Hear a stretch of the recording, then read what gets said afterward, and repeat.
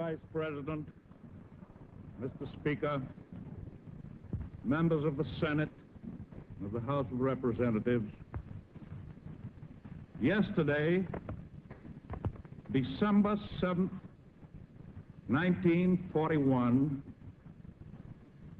a date which will live in infamy, the United States of America was suddenly and deliberately attacked by naval and air forces of the Empire of Japan.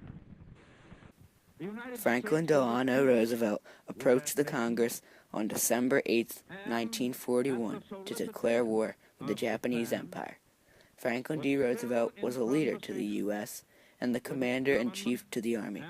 He declared war on Japan and directed the American citizens to overcome this premeditated invasion. Through these tough times, he also told the Americans that in their righteous might they will win through to absolute victory. FDR said many times throughout his speech that the U.S. was at peace with Japan, and now they have disrupted their unity and has now become a United States enemy. No matter how long it may take us to overcome this premeditated invasion, the American people in their righteous might will win through to absolute victory.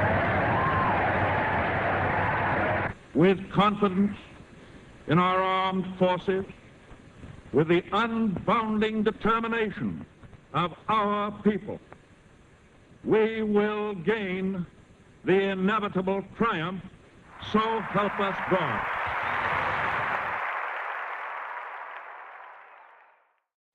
In October of 1929, the stock market crashed, which sent the economy downhill. The average income of the American family dropped by 40% from 1929 to 1932. People were fired from their jobs, and it forced people outside onto the streets. The society was desperate for work, however, the business owners were unable to hire. The citizens searched and searched, but nothing was available, and in the end, it forced them to search for food among the streets. Brick and rivet and lime.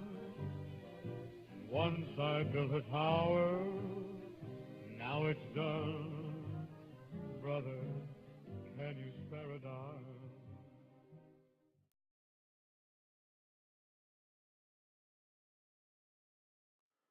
Then, Franklin Delano Roosevelt thought of an idea that would cure the Depression and get the economy back in circulation. Social Security was a way that government would give retired people and those who were unemployed or disabled money to survive. This changed the United States and is still around today.